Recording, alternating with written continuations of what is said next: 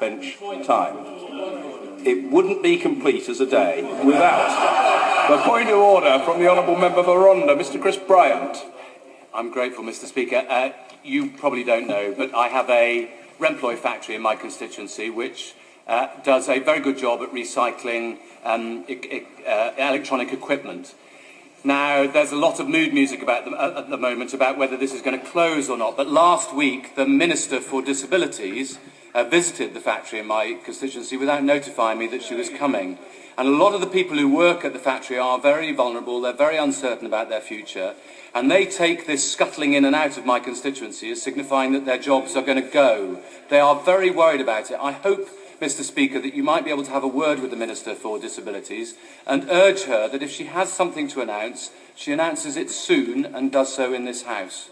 Well, I'm grateful to the Minister, to the Honourable Gentleman for his point of order, and certainly the Minister for Disabilities will have heard, or she will shortly hear, the point that the Honourable Gentleman has made. He will know that it isn't a rule contained in our standing orders, but rather a convention, a custom, a courtesy of the House, that somebody, a member visiting another member's constituency, notifies that member in advance of the intended visit. And I would remind members on both sides of the House of the importance of adhering to that courtesy. It doesn't matter whether the member visiting is a backbencher or a minister or an opposition frontbencher. It is a courtesy and it should be upheld.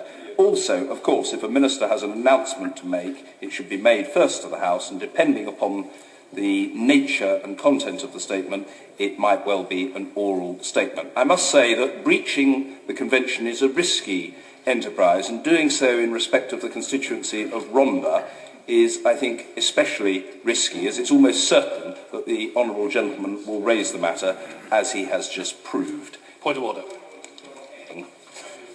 The Backbench Business Committee has come under some criticism for not allocating time for the debate on health, and our website www.labour.org.uk, Where's My Debate, complains about the absence of such a debate. Would it have been in order for the leader of the Labour Party to speak to the leader of the opposition and allocate time today to debate the issue of health, or would that have been out of order?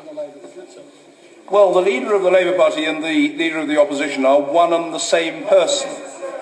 So I'm...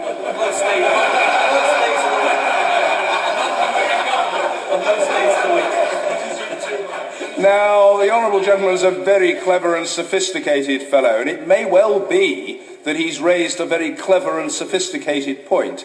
But if he has, it warrants time to be contemplated. And it may be too clever and sophisticated for the Speaker. At any rate, I won't deal with it now.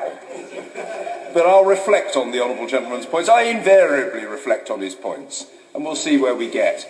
We now come to the main business